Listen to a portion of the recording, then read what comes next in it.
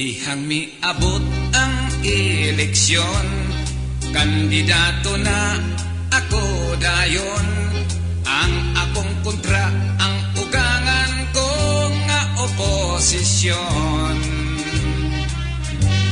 Ang akong mga plataforma, simintohon kong mga kalsada, gisaad kustanan bisag ilang naong simintohon ko pa. Ang ugangan ko may kampanya, tanang mga babay dapig niya. Gikulbaan ako nining among bugno sa politika. Dito sa gamay entablado, miniskurso ako sugod sa udto.